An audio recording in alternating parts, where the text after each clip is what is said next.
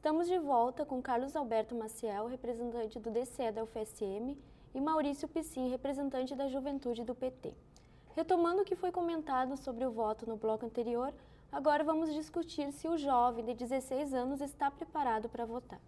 Então, Carlos, eu queria ver contigo, tu que representa uma entidade estudantil, né? Como é que tu vê a consciência do jovem na hora do voto?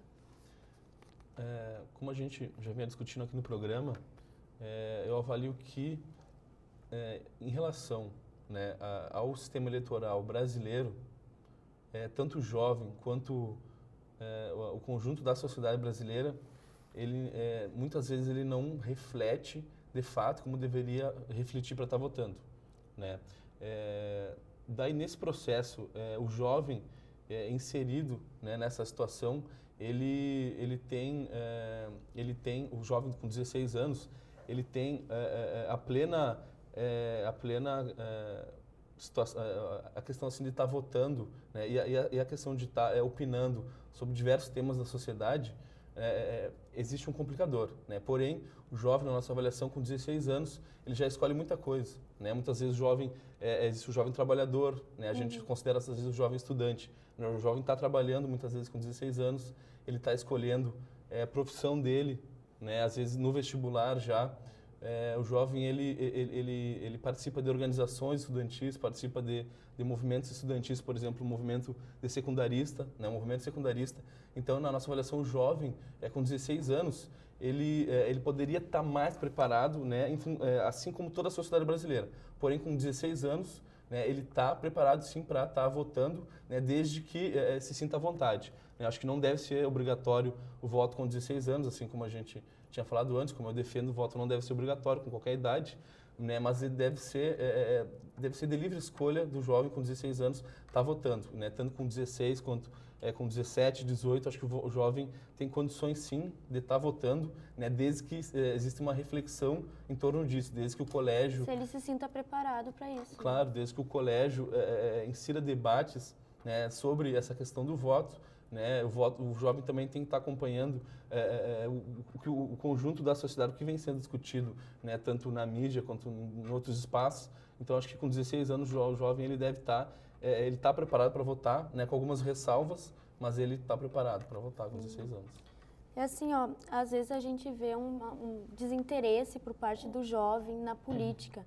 Como é que tu vê esse retrato da juventude no campo político hoje? Olha, a minha avaliação, Carol, é que a juventude, em especial as novas gerações, estão despertando para a política mais cedo. Não necessariamente a política partidária, mas do dia a dia. As questões que envolvem a nossa sociedade, né? Essa é a minha impressão, né? Porque nós vivemos um tempo de ditadura militar, a nossa democracia ela é recentíssima, né?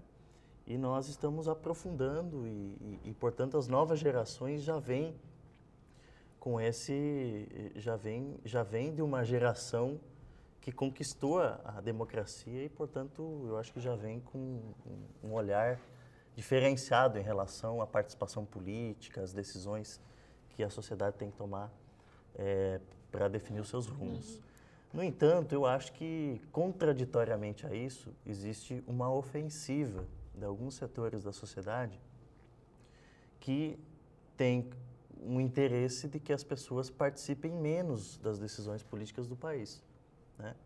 E, portanto, interfiram menos no que está em jogo na disputa de projeto no país. Portanto, quanto menos a juventude participar, quanto menos o povo participar da tomada de decisão na sociedade, das opiniões políticas, é melhor para esses setores, né? Eu digo aqui os grandes setores empresariais, a grande mídia brasileira, né? Os grandes grupos econômicos e os setores conservadores, né? Que veem na participação popular, na participação da juventude, né? Que lutou historicamente por transformações na sociedade, uma ameaça. E, portanto, tem um bombardeio, né, cotidiano, diário, que chega dentro de casa das pessoas para que as pessoas não participem, porque a política, segundo esse bombardeio, é um negócio mau, ruim, que só serve para as pessoas enriquecerem, né? Eu acredito que na política também tem isso, mas a forma de nós mudarmos a política é exatamente entrando para a política, né? Porque precisa ter pessoas boas na política que acreditem que a política é a forma de mudar a sociedade, de mudar a vida das pessoas, e é assim que eu acredito. E para ti, qual seria um estímulo assim para o jovem começar a se interessar pela política?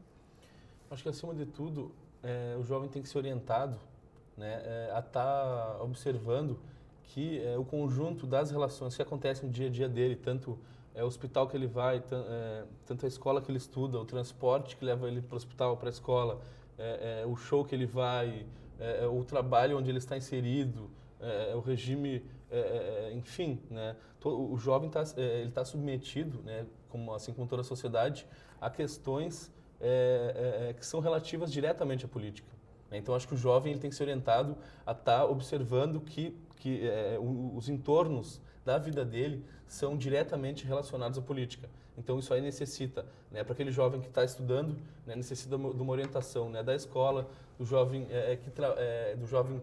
que, por exemplo, não está na escola, uma orientação da família, discussão com os amigos. Então, acho que isso é fundamental, né? O jovem com 14, 15 anos, ele está apto a estar, sim, se posicionando frente às questões da sociedade, desde que seja bem orientado e ele esteja se dando conta que o entorno dele, a volta dele é decidido, né, dentro de espaços políticos, né? A gente não pode confundir política partidária, né, com política. A política é a arte, né, de estar convencendo, de estar atuando nos espaços, decidindo questões, como o Maurício falou. Não é se afastando da política que vai mudar. A gente tem que estar inserido, pautando ela para, daí sim, conseguir transformações.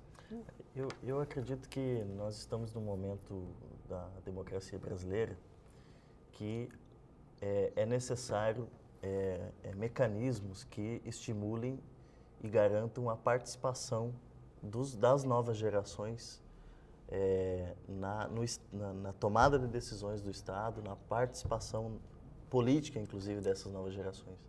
Hoje nós temos uma grande dificuldade e uma quase nula a renovação política dos representantes, né, no legislativo, no executivo.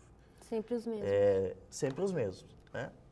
Então, eu acho que o Estado brasileiro precisa criar mecanismos que faça a ligação com as novas gerações, que as novas gerações tenham mecanismos de participação para definir as políticas públicas, né? Porque hoje, graças às últimas políticas que a gente tem visto no Brasil, a juventude brasileira passou a ter direitos, né? Mas antes não era assim. E isso também não está consolidado ainda na forma de produzir políticas públicas no Estado brasileiro, né? Por exemplo, eu acredito que é necessário ter cota para a juventude nas candidaturas.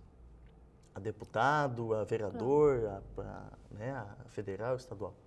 Eu acredito que é necessário e fundamental as prefeituras terem conselhos de juventude, os estados e a federação, como tem em nível nacional no governo Lula, um conselho de juventude que elabora e fiscaliza as políticas de juventude, né? Eu acredito que precisa ter conferências, como existe no governo federal, que reúne a juventude para discutir quais são as políticas que têm que ser aplicadas para esse segmento.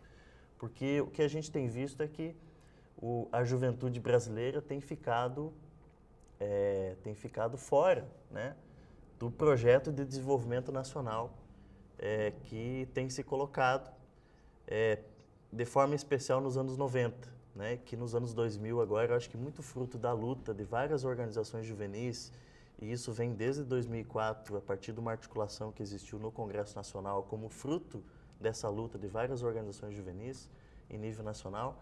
A política pública de juventude passou a ser pautada e implementada, né? Mas acho que nós precisamos dar um passo a mais, que é garantir que as novas gerações tenham um espaço definido na representação política. Porque hoje, se a gente for ver no Congresso Nacional, os jovens deputados federais ou são filhos de famílias que já são políticos, né? Ou ou a renovação de pessoas que surgem de uma construção nova são completamente inexpressivos. Tem 4 jovens deputados federais hoje, né? Apenas uma vem de uma tradição que não é de uma família política. Então, quer dizer, que tipo de renovação que a gente tem e integração dessa nova geração com a política brasileira, né? O que tu acha disso, Carlos? Eu concordo. O que a gente observa hoje, tanto em espaços, né, tanto do legislativo, né, quanto do executivo, a gente tem a velha política, né, como foi ressaltado.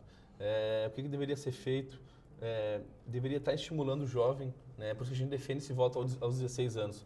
Quanto mais cedo, né, desde que, né, o jovem tenha consciência do que está fazendo, né, no caso, com 16 anos, ele tem a possibilidade de estar pautando, né, de estar pautando a sociedade, de estar compreendendo os espaços onde ele transita, né, o jovem tem que estar se dando conta de que não é se afastando, né, da política, e sim se aproximando dela, né, não compreendendo a política como sinônimo de corrupção. Esse é o principal elemento que o jovem deve compreender, não só o jovem, como toda a sociedade, para daí sim, né, conseguir encarar de fato, né, a política, não se abster, não ver alguma situação que incomoda ele, né, e ficar em casa reclamando, né, tanto do poder municipal quanto estadual ou federal. Né, deve estar ingressando em mobilizações sociais, como, né, a gente faz parte do DCE, pautando, a gente faz lutas estudantis dentro da universidade, o jovem secundarista no colégio, né, no seu espaço de trabalho, organização sindical, né, e acima de tudo está participando do voto e está, enfim, participando de todo esse cenário, né, da política no Brasil. E para finalizar, eu queria que tu e o Maurício deixassem um conselho para os jovens eleitores. O conselho seria estar compreendendo a política nos seus mais diversos espaços, né? Tá se dando conta em que a sua vida ela está relacionada diretamente com a política. Eu acho que esse é a principal questão, né? E a partir daí tá se informando, né? Tá não só assistindo o programa eleitoral, né? Também assistindo o programa eleitoral que daqui umas semanas vai estar no ar, mas está conversando com colegas, conversando com os pais, com o colégio, com os professores, procurando também na internet quem tiver acesso, né, e está, acima de tudo, participando do processo eleitoral. Não dá para se abster, né, não dá para votar no candidato só, aquele candidato que, em princípio, é legal, né, aquele candidato que tu viu na televisão fazendo determinada atividade, só porque estava num espaço de mídia ou porque tinha votar nele. Né. O interessante é estar conhecendo um pouco da história do candidato, para daí sim estar votando consciente. E para ti, Maurício? Eu não daria um conselho. Eu queria fazer um estímulo aqui à juventude a não só participar das eleições, não só com o voto, né, mas acompanhar todos os debates e todas as diferentes opiniões que serão apresentadas nas eleições desse ano. Mas, fundamentalmente, participar das organizações sociais, juvenis. Eu mesmo fui também do DCE da UFSM e participei muito disso, e eu acho que isso ajudou a entender, inclusive, a própria sociedade que a gente vive. Portanto, a juventude precisa ter relação com essas coisas. Mas, fundamentalmente, eu acho que a juventude precisa ter ousadia. A ousadia de acreditar que é possível mudar a política, né? E que a política só vai mudar se as pessoas se proporem a fazer política todo dia, né? Para que a política seja uma ferramenta de transformação da sociedade e de construção do bem comum para as pessoas, né? Eu acho que é dessa forma que nós, juventude, vamos ajudar a continuar mudando o Brasil e mudando as nossas vidas. Eu agradeço a presença de vocês dois e o Contraponto de hoje fica por aqui. Tchau!